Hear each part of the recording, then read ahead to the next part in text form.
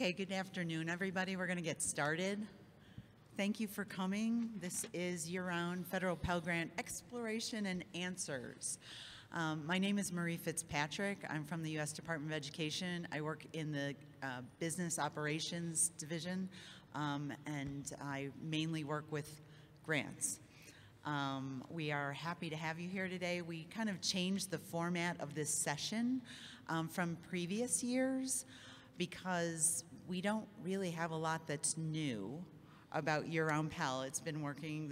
We're going into the third year now, so we thought we'd change it up. We've shortened what we have to say so that we can leave more time for your questions if you have them.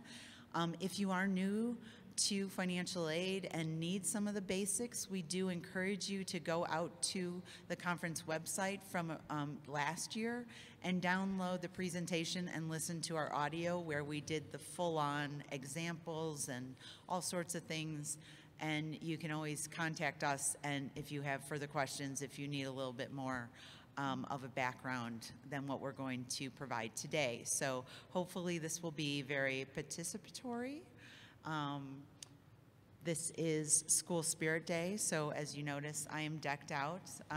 Loyola University is not only my alma mater, but it is where I sharpened my teeth in the aid office from the time that I graduated high school. I started at the financial aid office at Loyola the Monday after I graduated high school, and I have never left the financial aid profession, so that is 35 years for me this year.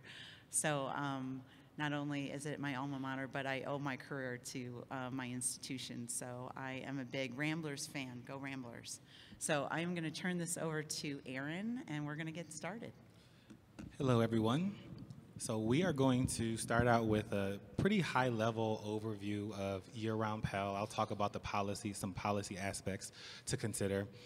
Maria is going to take over for the operational review, and then Daniel is going to finish with the school's perspective on how his institution, Valencia College in Florida, implemented year-round Pell.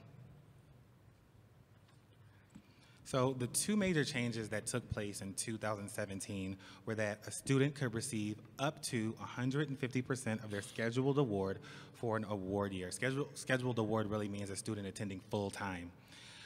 So this doesn't mean that a student gets a lump sum 150% or up to the 150%. You can continue to calculate Pell for the payment period based on cost of attendance, expected family contribution, and enrollment status. So in the payment period, and one other thing changed, in the payment period that exceeds 100% of the student scheduled award, the student has to be attending at least half-time. So there may be times when the award for the payment period is made up of the remaining balance of the first 100% of the scheduled award, plus any additional amount that exceeds 100% of the scheduled award. And so in that case, the student would have to be attending at least half-time. That's it, and we haven't made any changes since 2017. The student has to be otherwise eligible to receive Pell. They have to have a Pell-eligible EFC, of course. Some of the student eligibility requirements that you can learn about tomorrow and Friday are, having a valid high school diploma or its recognized equivalent, being a U.S. citizen or eligible non-citizen, having a valid Social Security number, registering for the selective service for select applicants, all those criteria to establish eligibility. So the slide says additional Pell, but Marie will talk about there's really no concept of additional Pell. It's really just Pell that exceeds 100% of the scheduled award, but that is included in the 600% LEU, and so that would mean that if a student is receiving up to the full 150% of their scheduled award for the award year, they would exhaust their Pell eligibility faster. So we reached out to the training officers, and we wanted to know some hot topics or questions that they were getting from the community. And one of them was about transfer students and how to calculate remaining eligibility. And the rules are the same. You determine the percentage of the scheduled award the student received at the first institution, and you subtract that from 100%. You would only subtract from 150% if the student is enrolled in an additional term and receiving Pell beyond 100% of the scheduled award. The remaining percentage is the percentage of the scheduled award that the student can receive at the second school. So not all students should be evaluated based on 150%. They do have to be enrolled in that additional term. You can find all this information in the Federal Student Aid Handbook, Volume 3. I think it's Chapter 3. That's really a great go-to place to get, especially how Marie said that we're not going to be doing too much basics. That's a really great way if you want to learn a lot about Pell, the formulas, everything to go to. Of course, the regulations are the foundation for all of that. But we did release a Dear Colleague letter in 2017, Gen 1706. And again, we haven't made any updates to that Dear Colleague letter, and that kind of explains the process for calculating and implementing year-round Pell on your campus. So I put this slide in here, I'm sorry. I put this slide in here because I really wanted to show everybody who is familiar with Pell and works with Pell at their institutions how much didn't change. The formulas remain the same. There's still 5 formulas. Do we have any Formula 1 programs in the building in attendance? Schools with Formula 2 that use Formula 2 No, I don't see any. Oh, I see a hand over there. All right. And so we're going to see examples of Formula 3 programs and Formula 4 programs at the end of my section of the presentation.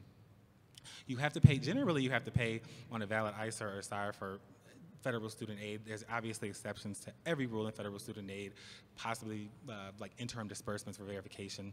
You wouldn't necessarily need a valid ISA or SIRE to pay on. The duration of eligibility remains the same. We talked about that on the previous slide, 600% LEU or 6 scheduled awards. The frequency of payment has remained the same. You can generally pay a student at such times and installments within the payment period that best meets the student's needs. And recalculation rules remain the same, even for a student enrolled in an additional term. So last year at the conference, we did about 3 examples of recalculation for Pell. And if you want to know more about that, you can either go on fsaconferences.ed.gov and download the presentation. You can hear me, Marie, and Daniel. He presented with us last year as well on that presentation. But one quick example. Let's say a student is enrolled in an additional term, right? We know they have to be at least half-time to get any aid that exceeds 100% of the scheduled award, right? If the student wants to enroll half-time, that's fine. But let's say before the ad drop date, they drop a course and they're now less than half-time. They would not be eligible to receive any Pell funds in excess of 100% of the scheduled award because that's one of the basic rules for year-round Pell. Another question that we got from the, sorry, I went too fast. Another question that we got from the training officers was about, frequently asked question from the training officers from the community was about crossover payment periods. And a crossover payment period is any payment period that contains the dates June 30th and July 1st, so it overlaps 2 award years. Of course, you have to pay on a valid ISA or SIRE for whatever award year you're paying for. And you have to basically, the law says that you have to determine which award year will be most beneficial to the student to maximize their eligibility. So there's a kind of a concept called trailers and headers in Title IV aid. And so for the 2019-20 year, if you were, the only possible option if a student wanted to enroll in an additional term would be to attach it as a trailer to the end of the 1920 award year. But a student, if based on circumstances, it may be more beneficial for you to attach that additional payment as a header to the 2021 award year. Let's say you know that the student wants to go less than half-time, right? They want to go for that. They want to go for a summer term and less than half-time. They wouldn't be eligible. So maybe you would want to attach the payment period as a header to the 2021 award year in that instance. Oh, one last thing about crossover payments.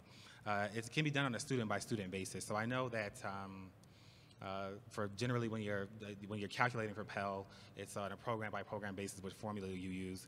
But for deciding what award year to attach the additional term to or the additional payment period to, it can be done on a student-by-student basis, even within a program. And you're really trying to maximize their eligibility.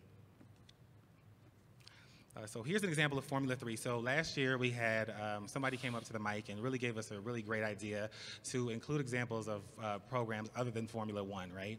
Because that's kind of like the go-to example that we use for year-round Pell in past presentations. And so here we have an example of Formula 3 that has a non-standard term program. And the academic year is defined as 30 weeks. And the student scheduled award is $6,195, so we can assume that they have a 0 EFC.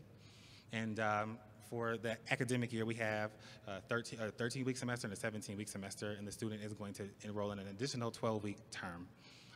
And that the additional 12-week term is going to exceed 100% of their scheduled award, because in the first 2 terms, the student exhausted 100% of their scheduled award.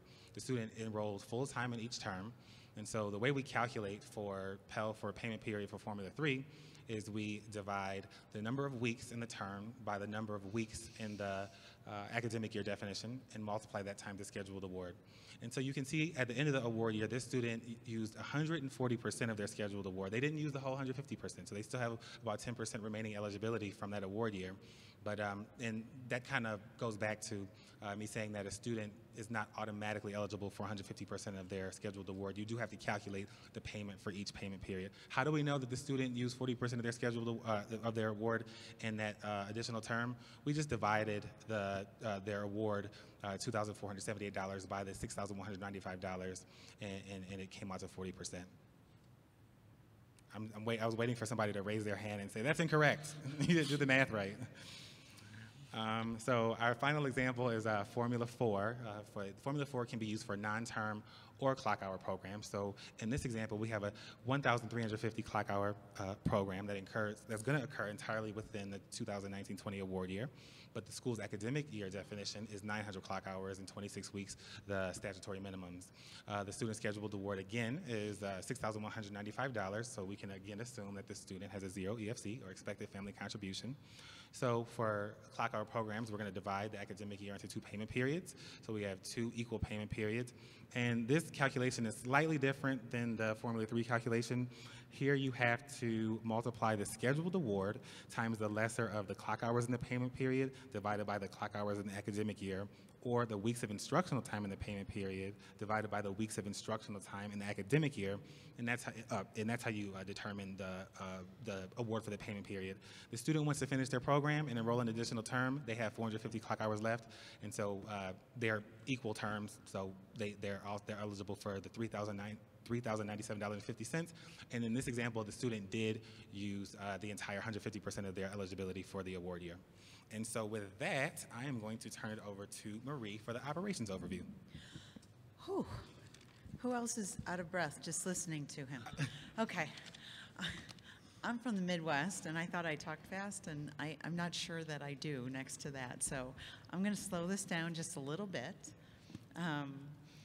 This is just a list of some things I'm going to cover. But first I want to say it's always a privilege to be at the podium with you, Aaron, and with you, Daniel. Thank you again for coming back and doing this with me. I'm going to cover the additional eligibility indicator. We're going to cover some rounding issues that seem to be in question from the type of questions that I get a lot in operations. We're going to look at identifying where some of your problems are with year-round Pell and see if we can give you some tips to kind of head those off, and setting the AEI correctly, and then some operational reminders. Okay, so I can't stress enough that nothing has changed operationally for year-round Pell. So if you were coming to the session thinking that, oh, I'm going to tell you that something's changed in COD or a report or anything, no, nothing has changed in the last couple of years. So this is really going to be a short overview of some tips and tricks and basics overview. But I encourage you, like I said, if you need the basics, go out and download last year's session and you'll get it there. So thing I want to reiterate is the AEI, or the Additional Eligibility Indicator, is the sole means by which the school certifies the student's eligibility for year-round Pell. The AEI must be true if the student's total eligibility is going to exceed 100% for that year, even if the eligibility used at your institution is less than 100%, okay? So altogether, all the institutions that disperse to that student can be would be over 100%, even though you may have only dispersed 60% or 40% or whatever it is. The AEI does not need to be submitted if the student is not eligible. But if your software does not allow for that, it may be submitted as false, and that's okay. The thing that we don't want to see is everyone submitting every Pell recipient with an AEI of true. That is problematic, and that will garner a program review. So if you'd like that, I can arrange it. Okay, onward and upward. I've tried to incorporate some of the most common questions that we get at the department about AEI, and one of them that keeps coming up over and over and over again for the last 2 years is rounding. So, and I guess I have a hard time understanding why this seems to be a problem, but it's not for me to understand why, it's just for me to explain, so I'm gonna go ahead and do that. And I'm gonna have to be blunt here. Year-round Pell was not instituted so that rounding rules could be circumvented. The student really does need to go to an additional attendance in order to be eligible for year-round Pell. We know when we run reports on schools and we see that all of their Pell recipients are at like 101.5%. We know that they've rounded up on all of them, and we've seen that they got to be that way because they set the AEI flag to be true on all of their recipients. So something is wrong there. And so please know that if the student only attends the regular academic attendance and their limit would have been 100%, don't set the AEI flag just to circumvent and make your rounding of cents work, okay? They really are only eligible for the maximum. If, in fact, your school does not disperse in cents, then the maximum for 1920 for 150%, it means that the student would only receive $9,292. They do not receive $9,293 because it exceeds the statutory maximum of 150% of the maximum Pell for that year, which is $9,292.50. If you do not disperse in cents, it means that your Pell recipients would lose out on that 50 cents. And no, we can't round up for all of those students, because if we did that for every student in the nation, then we would, that would not be a good fiduciary way to handle the taxpayer money. So we really can't give an extra 50%. And it's not really fair to the schools that do disperse in cents that their students only get $9,292.50 when all the schools that don't disperse in cents want to round up to $9,293. So unfortunately, that's just the way it is, but that is the way it has to be. Okay. Let's look at identifying some issues. There is a whole slew of things that our system, and I always like to call it my system because I work on the COD system and testing it and programming it, and I don't actually program it, I just tell the programmers how to program it. But I kind of built in all these things when we developed year-round Pell to help you, and it just breaks my heart sometimes when I know that nobody's looking at the stuff we built. So please do not ignore the edits we send to you. The award level edits 173, 174, 175 all point to year-round Pell issues. Changing the AEI from true to false and then not updating the award and disbursement amounts to be consistent with that changing of the AEI flag. Those edits are all the edits that point to that problem. Disbursement warning edit 68 is our favorite. It's the POP edit, and it is a clue that perhaps the additional eligibility indicator may need to be reevaluated and possibly set to true if in fact that student is eligible and is attending an additional term. So the best place, if you're not familiar with the edits, and I'm not going to go into the definition of all these edits, I would highly suggest COD Technical Reference, Volume 2, Section 4. It's not just for your software vendors. The COD Technical Reference is not, I've asked them to change it to take technical out of the title because I think it scares the average financial aid administrator. They can think, oh, that's for the software people. I don't have to look at that.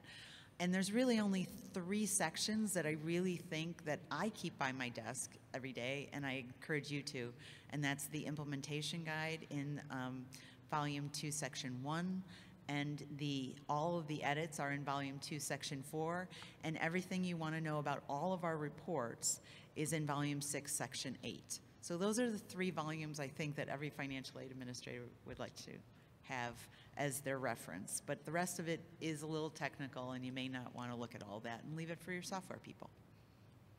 Okay. Reports.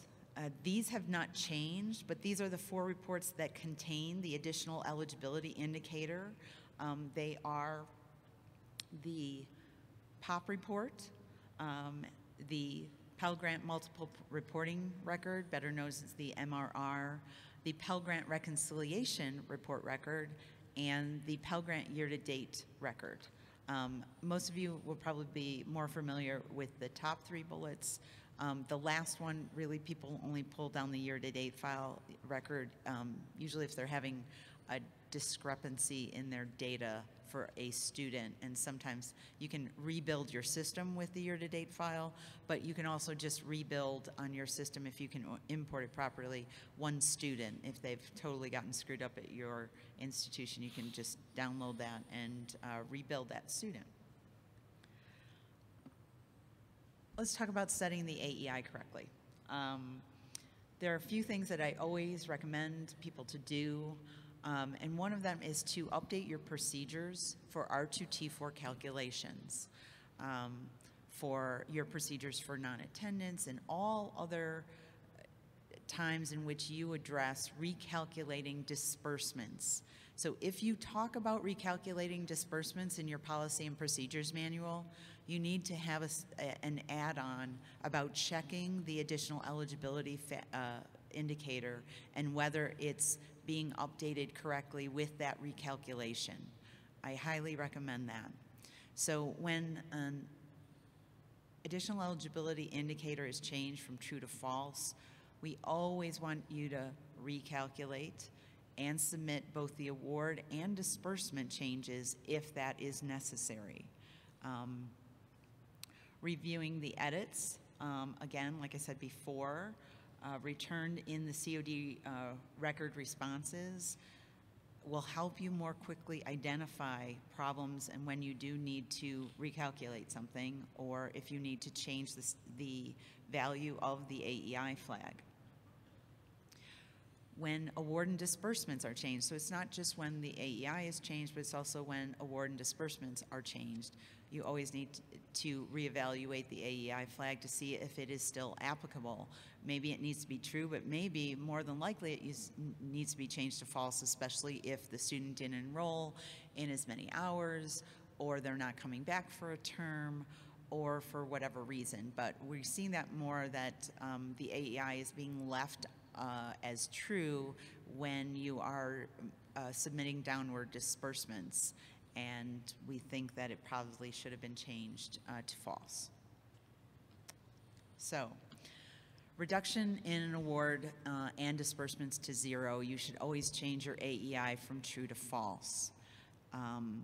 We see a lot of this in the last days of the fiscal year, and I'm going to talk about that a little later, but if the thing that you need to remember, that if you are a school that is reliant on the AEI being true because you are dispersing any part to a student that has a total eligibility use greater than 0, you can set the AEI to true, even if you did not disperse more than 100% to that student. That student needs to have an AEI of true from one of the schools.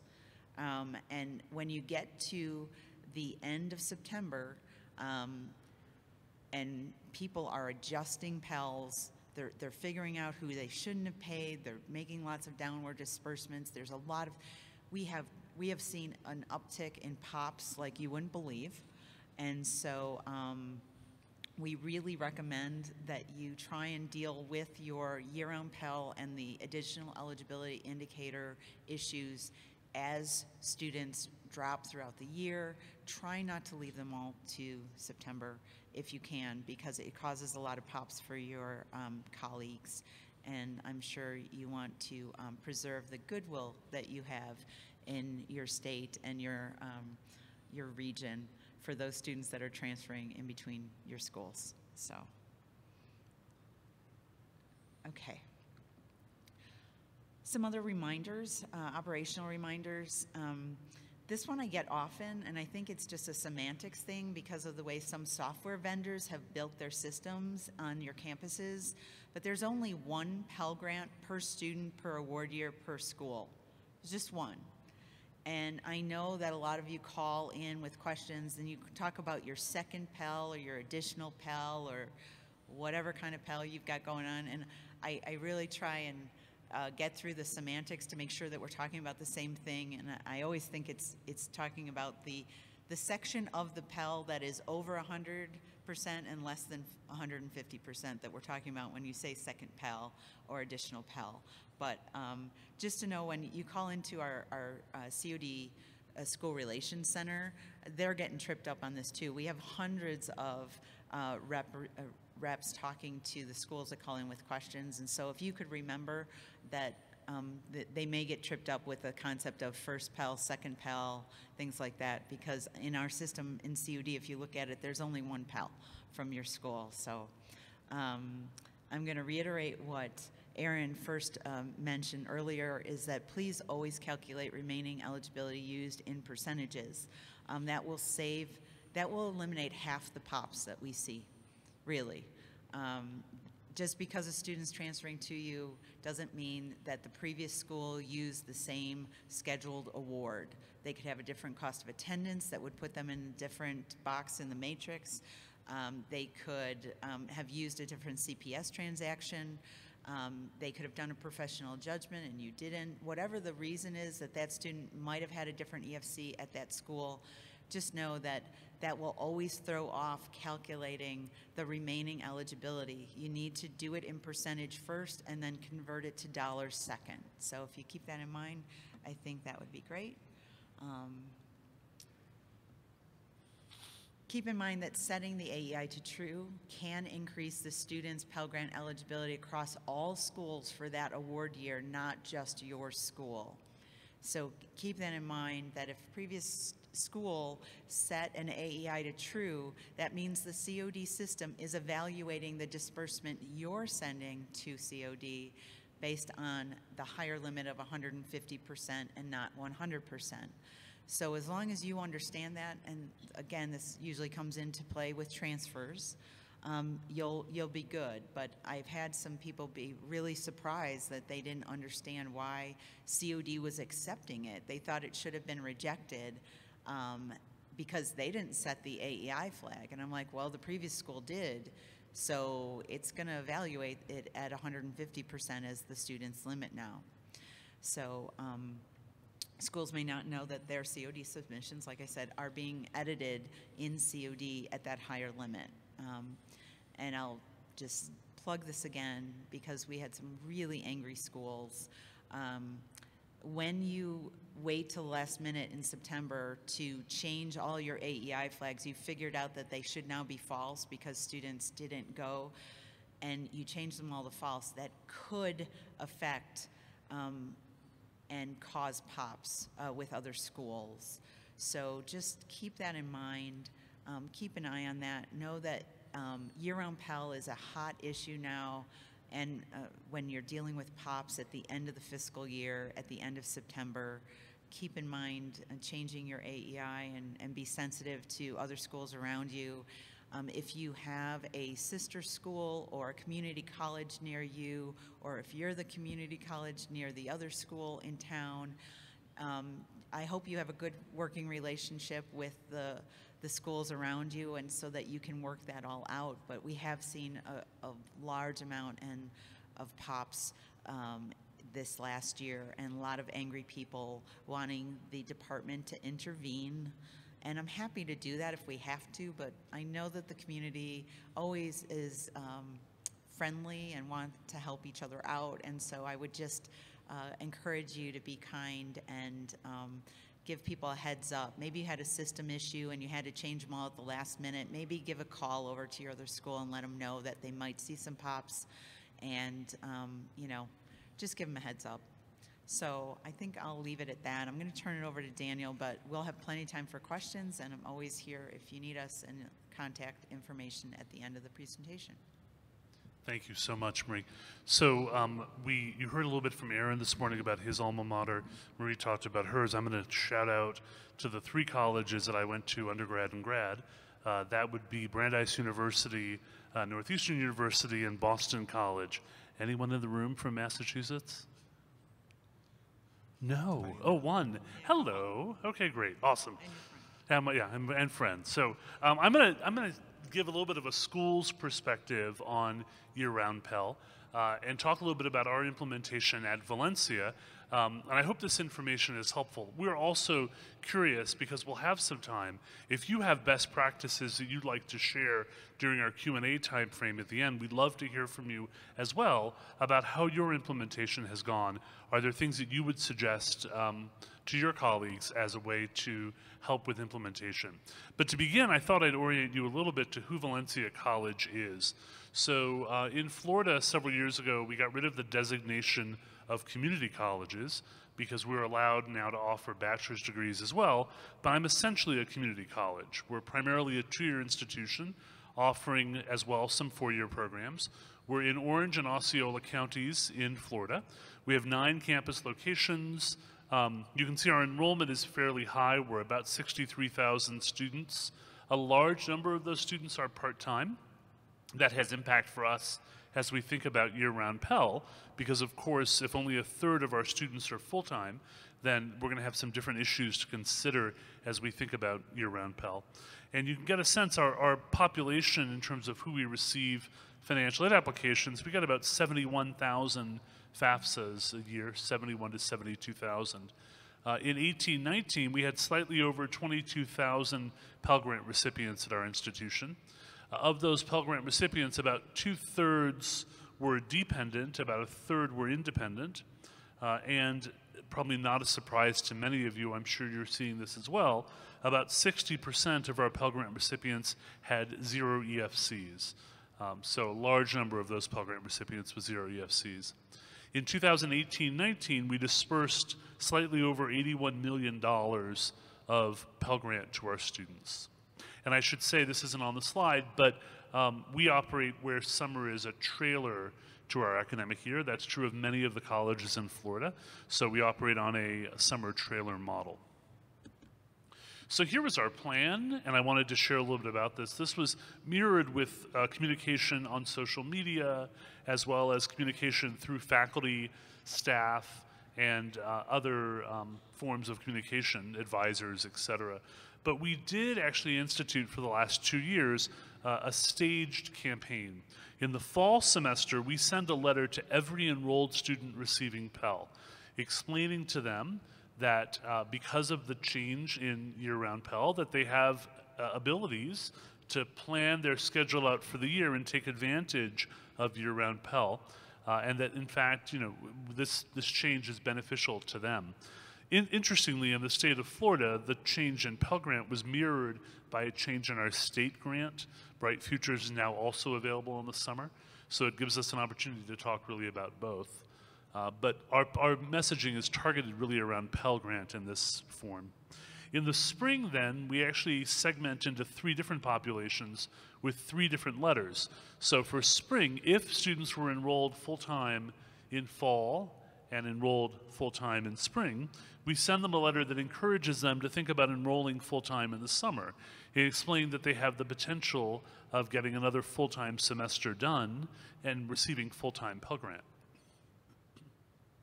If they were enrolled fall and spring at less than full-time, but they could benefit from more Pell in the summer, then we encourage greater summer enrollment, and we explain the concept of that 150% Pell that both Aaron and Marie were talking about. And in the third situation, if they were enrolled fall and spring, let's say at less than half time, for example, so they haven't even used maybe 50% of their Pell, we don't want to ignore those students, so we also encourage them and remind them that they can benefit from a Pell as well for the summer. So you'll see, last year when I did this presentation, I offered people to email me or be in touch with me, and I would share some of our actual language from the letters. So many people contacted me for copies that this year I just put the letter in the presentation. So if you can't read this and it's a little hard to read on the screen, just a reminder that through the app you can download the presentation, and after the conference itself, presentations will be at the website as well. So you can feel free to download and take a look at our language. But this is the fall letter that we send to every student that identifies the change, that highlights some case examples. So you can see we walk through examples of what happens if I'm enrolled full-time for both semesters. What happens if I'm enrolled full-time but then less than half-time? Do I get my summer Pell in our situation? So again, a way for students to understand the impact of their enrollment choices. And this letter goes out in the fall semester before spring registration opens. And then the next slide gives you a copy of the 3 targeted communications with some numbers in terms of how many students receive these communications. You get a sense of some of the targeting that we're doing around the micro-messaging. Really focused on those students' individual needs. So just to give you, again, a sense of the history of our institution and talk about the impact of year-round Pell, you can see this is giving you a perspective for the last 8 years at Valencia. And this goes back, if you look at the, I think it's the 5th column, the number of Pell Grant recipients, we've actually stayed relatively stable at around 24,000, 22,000. Our enrollment's been growing, but our Pell Grant number has stayed remarkably similar. But you can see over time that the amount of Pell was decreasing.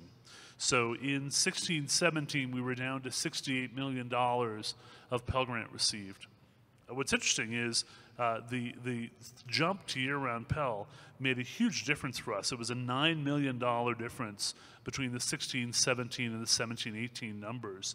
And then again, going into 18-19, another roughly $4 million in terms of growth.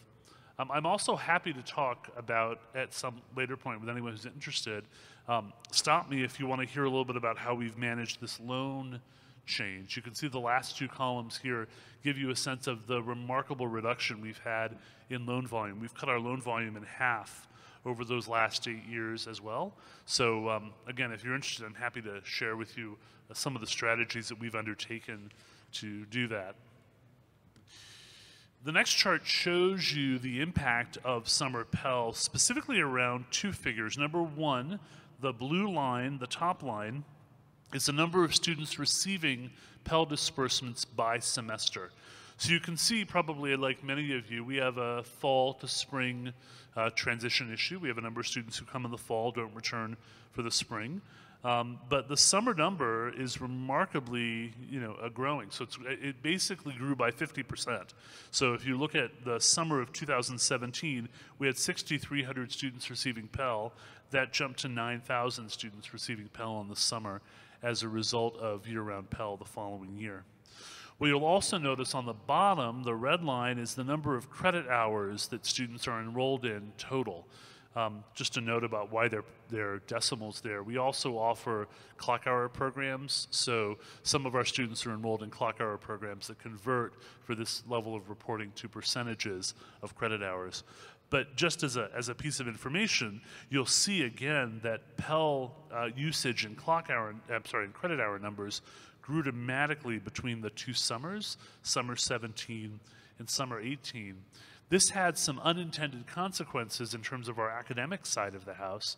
We had to make sure that our number one courses, our feeder courses, had plenty of sections available. And in previous summers, we had higher, or rather lower usage rates of those courses. So we did have to make some academic planning to make sure that we had enough sections available for students in all of our campuses because of the increased demand in class time because of the impact of summer Pell or year-round Pell. The other piece to share is that we still have some room to grow. So what these numbers show you is that although we're trying to change the dynamic here, and I know one of the stated reasons for moving to year-round Pell was to encourage students to complete faster, right? I mean, the goal here is for them to finish and move on to their next career or work as quickly as possible, but you can see that we still have some room to go. And what this is showing you is the number of students who are full-time Pell dispersed by semester. So while I don't think we'll ever get to 6,000 full-time dispersed summer Pell, there is an opportunity here for increased growth. We're only, although we've grown it, we're only getting to about 1,100 or 1,200 students in the summers who are full-time dispersed Pell. We would like that number to be higher, and we're encouraging our students to think about it. Part of that is fighting the paradigm of the summer vacation, and that's something we're still working with our students on in terms of understanding that this is a great opportunity for them to get their classwork done and get into the workforce sooner. So some of our system considerations, and again, this may sound familiar to many of you, I would love to say that my system considerations changed from year one to year two. They have not. My system partner is still not able to fully accommodate year-round Pell. We've had Marie and Aaron talk about rounding issues. We've had rounding issues. I won't name my system partner, but many of you probably share the same one.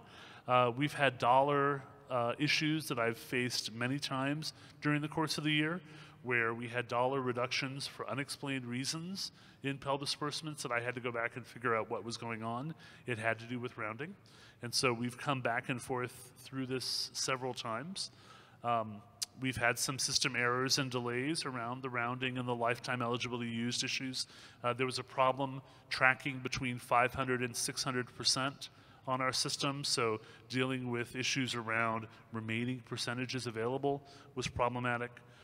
And we've also faced this question about summer being a trailer, and what do we do for students who come in where they've already used summer as a header in their academic year. And so we've made a determination. Our system is not able currently to accommodate a variable or flexible summer choice. Once we make a choice for summer, it is what it is. So what we've done in those situations is if it's more beneficial to the student that summer be a header, we've managed to supplement with institutional resources to help ease the pain for them in those situations. But we've done that in a handful of cases. Really haven't been that many, because many of our colleges in Florida, as I shared, are on a summer trailer basis. But it has been, systems issues have been an issue for us and continue to be an issue for us. So to share a little bit of our process and our results, because we are a fairly traditional, I guess, community college, it's impossible for us to predict whether a student's going to be enrolled or not for the following term. They often don't know. So we go ahead and roll their eligibility forward into the future term based on current term enrollment. So for example, midway during the spring term, we will go ahead and roll forward into summer, presuming that if you're enrolled in spring, you're going to come back to us in the summer. This creates an issue because if you were enrolled in fall, you were enrolled in spring, we're now creating an EEI indicator of yes for you that may or may not be true. So if you don't enroll in summer, we do have to go back and do that cleanup that Marie was talking about. And we try not to wait till the end of the cycle to do it because of the implications for the system-wide. You'll see we do a post-summer cleanup campaign for students who are less than 100. We try to time that so that it happens right at the end, or right after our second part of term enrollment. We have multiple parts of term, what the feds refer to as modules. We have multiple modules in our summer semester, and our fall and spring semester. So once the last module begins enrollment for the summer, we embark on a full cleanup effort to make sure that we clean up for students who have that AEI indicator set as yes, but don't have 100%. Our net result is that of the 22,000 students or so that had Pell, about 3,000 of them had a Pell AEI of yes, and total eligibility used of greater than 100%. And you can see that represents about 14% of our Pell population. For those students, the average total eligibility used was 125.82%. We had a number of students who used 150% and some who used 110. So, really the average is that 125.8. The average increase in Pell Grant per student was about $1,800.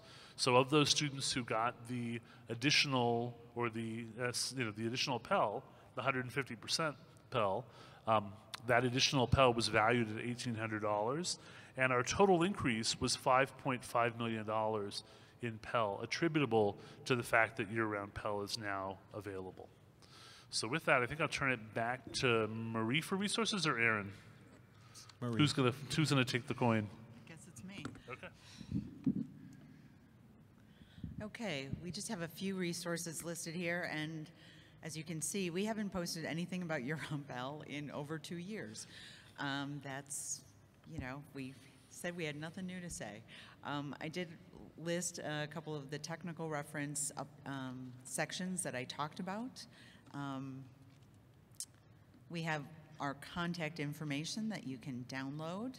Remember that Aaron is on policy for this topic, I'm on operations, and Daniel is on all things extraordinary at his campus. So that's our contact, and because of the way we formatted this session, we were hoping that we were going to get a lot of questions and you would come with your really hard questions. We have over 30 minutes left in the session to take any questions you have.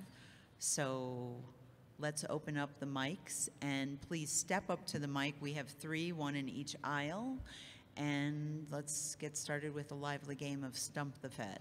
And again, also, if you feel like there are things that you'd like to share about how you implemented year-round Pell that would be helpful for your colleagues to know, please feel free to share that as well. This is really about sharing best practices as well as questions you might have. That's what just to follow up on what Daniel said, that's what I'm really interested to hear. A lot of times throughout the year, just a aaron.washington@ed.gov to most people, and this is a time that we really get to interact and see you all face to face. So I'm really excited to hear some best practices or how you've all implemented this on your campuses. So I can take that back to DC.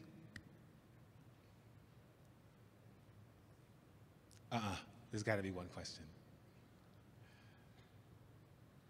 There we go. Oh, there we go. Yay. Hi.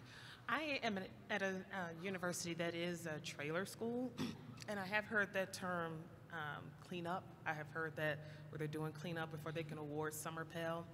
I am not part of the operations team, so it still confuses me because I hear some say that students fall and spring have to be full-time in order to qualify, or is that not, they just have to be at least half-time fall and spring in order to see if they're eligible for summer Pell? No, they don't need to be full-time in any term. They only need to be half-time in the term that they are receiving the additional amount, and the amount between 100 and 150%. Yes, ma'am. Hi. Question maybe for Daniel. When you push your Pell, either remaining scheduled Pell, or put the between 100 and 150% on for summer, not knowing if those students are going to attend, are you also pushing a 12-month budget? We are. Yes, and then we have to go back and clean that up if the student doesn't in fact attend. So we do that as well. Okay, because that sometimes seems to cause issues. What time in the spring semester are you doing that? So I'll say the other thing that's important to know, and this is one of the tricks in terms of how we mitigate or manage our loan volume, is we prorate our budgets. And when I say that, everyone prorates their budgets. What I mean by that is we prorate every aspect of our budget. So if you're enrolled at 3/4 time, we give you 3/4 of your housing allowance. If you're enrolled at half time, we give you half of your housing allowance. So we prorate every single part of our budget. So we mitigate or manage that as well. And we have a very robust over award process that constantly is checking to see if we're over budget or over award for need and resolving throughout the year.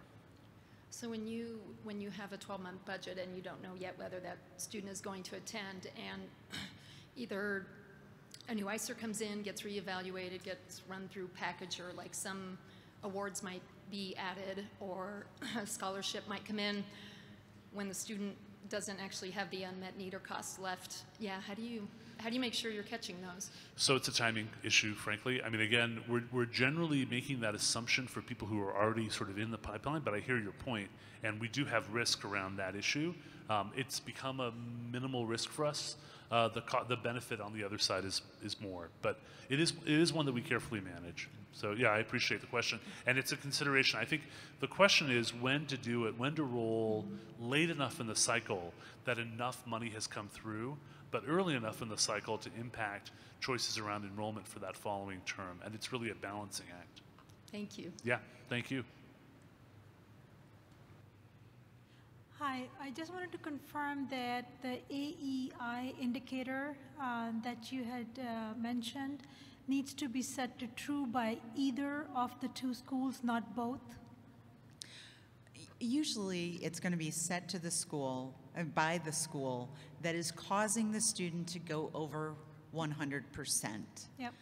We have, though, had circumstances where that's impossible. Like the school that should have said it closed or something happened. And so I want you guys to understand that if you are dispersing to the student and the student has over 100%, regardless, if you're at September 29th and you're trying to figure out how this is going to get reconciled and how we're going to stop this pop from happening, go ahead and set the AAI, even if you're not the school that caused it to go over 100%.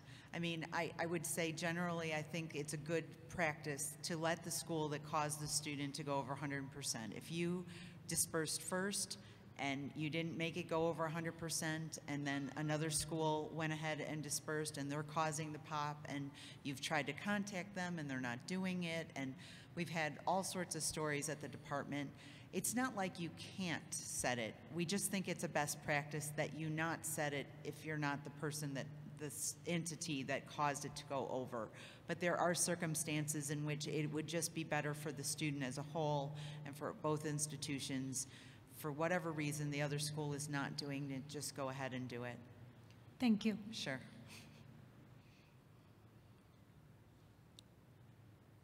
So we know that some people feel more comfortable coming up to the table to talk to us one-on-one. So I think we can maybe wait for a few more minutes for folks to come up to the mic, and then We will. We still have 24 minutes, and we'd love to hear you, because when you're on the mic, then it's recorded, and so when people download the audio, they get to hear the benefit of the questions and answers, and when you come up to the podium after we're done, then we don't get that recorded and we don't get that benefit.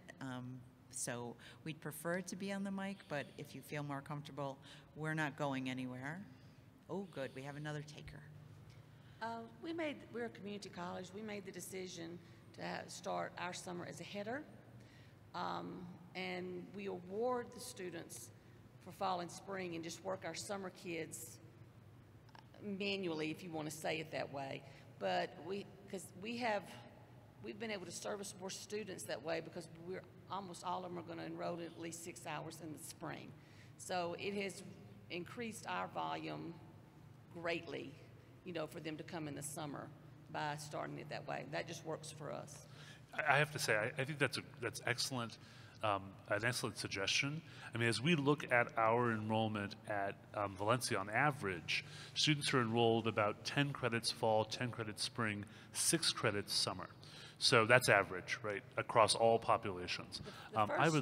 First year we tried to award even our loans, for the 3, and that was a miss.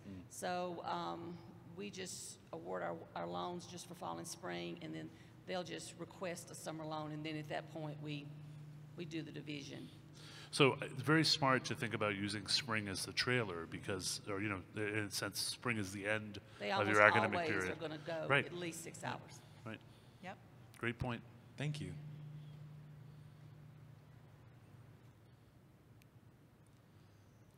Good, we have another one. So, Alicia Brandon from FSCJ. You mentioned that you were able to lower the volume of your loans. I know that this is year-round Pell, but since nobody's coming to the podium, would you speak to that? Sure. So for us, if that's of interest, there are really, I would say, 5 things that we've done that really have impacted our loan volume. One of them is in Florida, and this is out of my control. We haven't had a tuition increase in 7, 8 years. So that has certainly limited the ability of us to increase revenue, but also it means that students can still use the same loan amount or less from a cost of perspective. But that's one. There are steps that we've taken. So I would say before the informed borrower announcement that was made, Florida also has put into practice an annual debt notification. I think that's a great idea, letting students know how much they've borrowed. And we take that one step further. With every single incoming transfer student, we do an in-person summary sheet of how much they've borrowed when they start enrollment at our institution.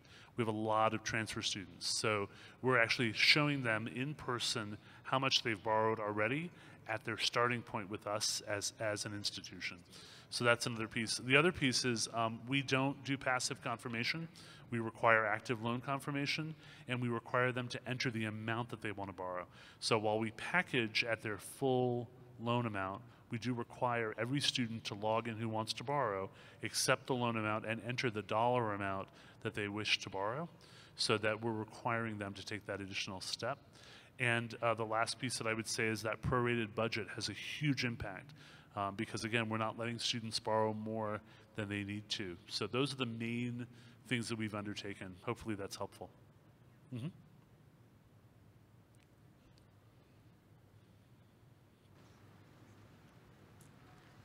Hi, Sandra Guzman from College of the Mainland.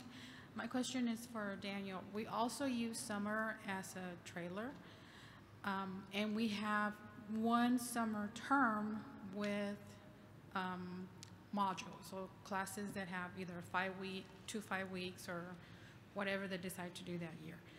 So how do you handle the crossover period? Do you wait until, so if you have a student that has a first 5-week class and then a second 5-week class, do you wait until the second 5-week to disperse?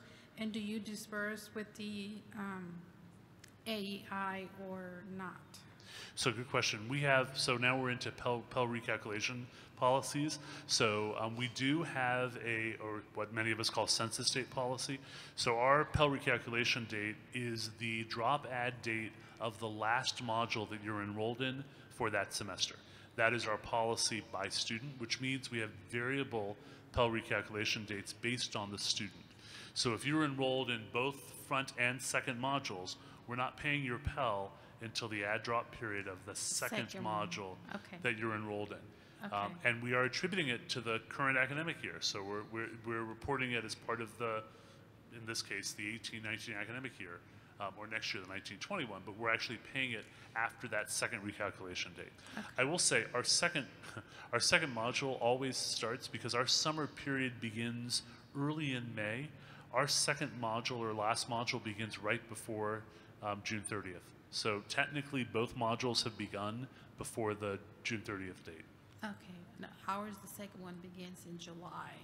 So one ends before, so technically there's no class that, overlaps June 30th, July 1st, but I was wondering about the halftime status. Right. If you would count the first class. or Yeah, not? we do. So, Sounds like you do, and we do the same thing. I was just Yep. making sure Yep. we were doing it correctly. Yep. Thank you. No, thank you.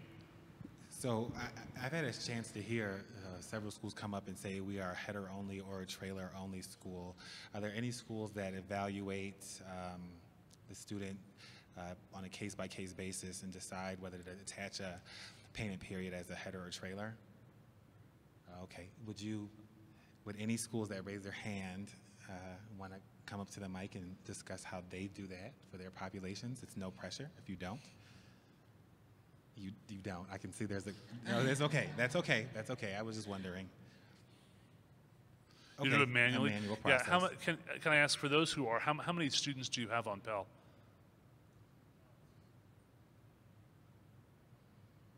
Roughly. Is roughly 10,000. Okay. For summer? Yeah. 2,000 or 3,000? Yeah. Okay. So that's still a lot. 2,000 or 3,000 to do manually and do on a case-by-case basis. Wow. It is a lot. And again, until our system can accommodate that, it has to be a manual process. Yeah. Yeah.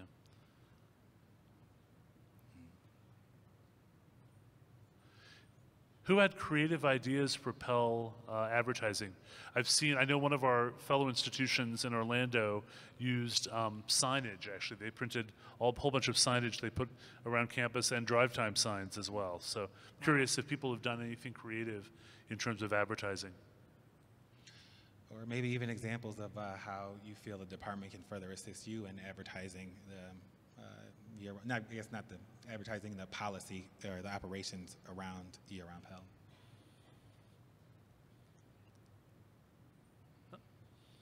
Take your time. We're not going anywhere. I was just going to say another group that we worked with was our study abroad office for summer, because they give a lot of presentations to students who want to study abroad, and a lot of the students that were Pell eligible maybe wouldn't think to study abroad. And it was actually more affordable for some of them to do it during the summer with that extra Pell than to spend the money to do it over 4 months. So we made sure it was included in all of our presentations through that office. That's a great suggestion. Yeah. Thank you for that. Yeah.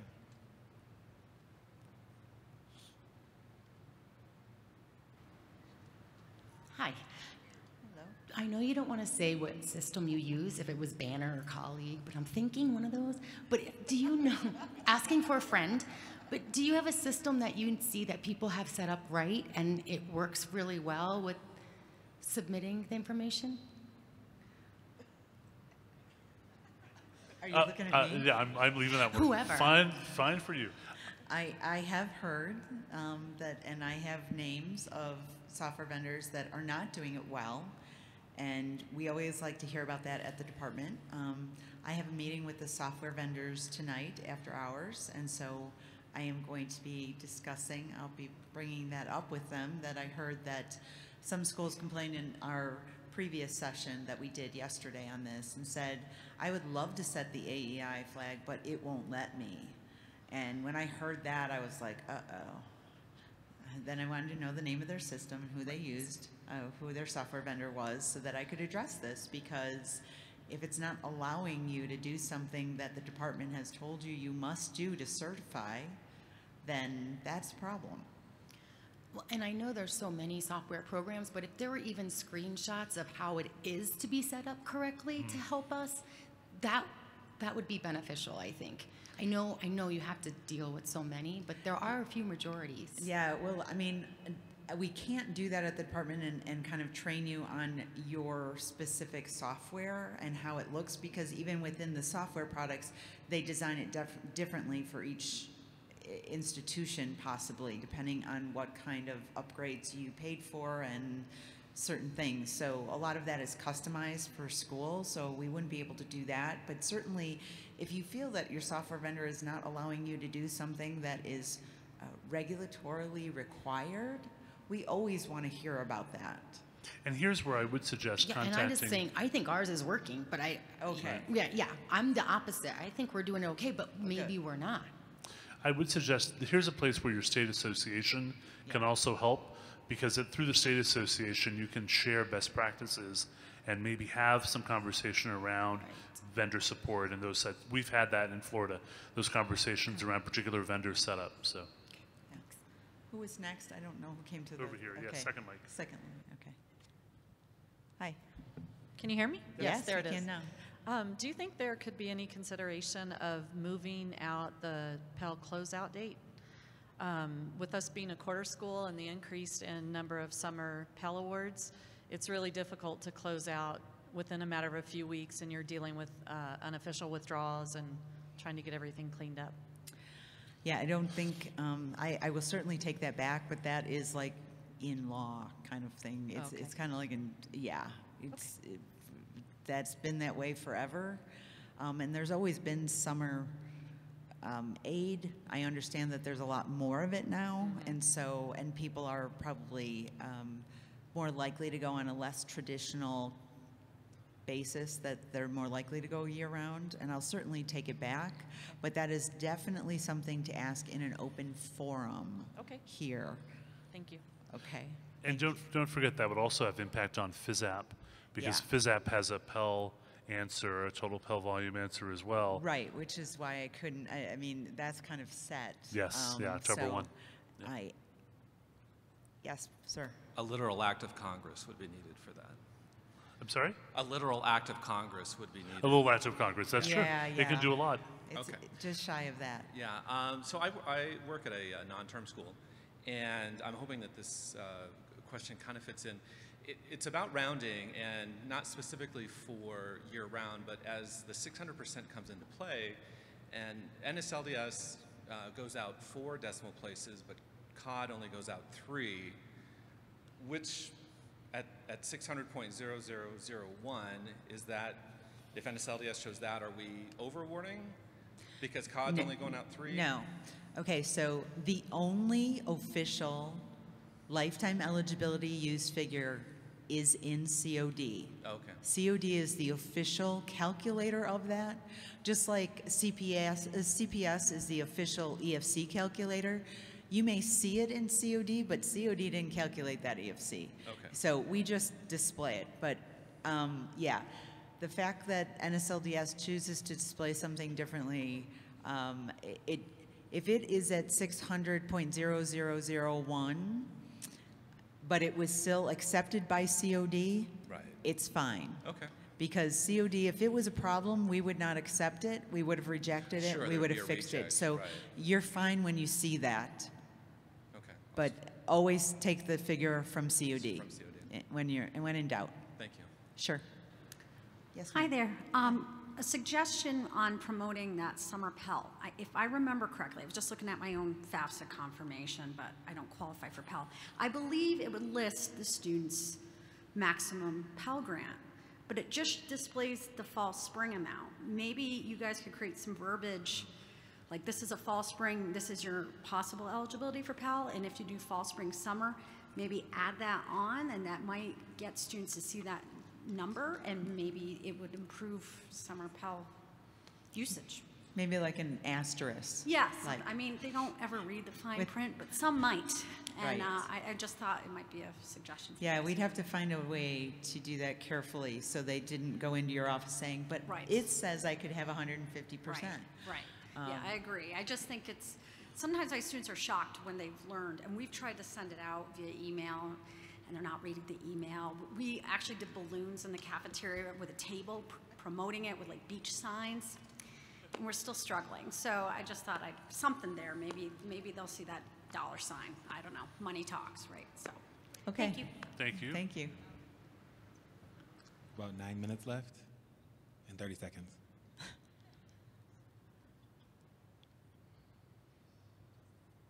I think we're good. I think All we're right, good. We're Okay. going to close out. I think you guys want to hang out for a few Yeah, minutes we'll after. stay. so Here. When people, if people Thank want to you come very up. much. Thank you guys. Thank you all.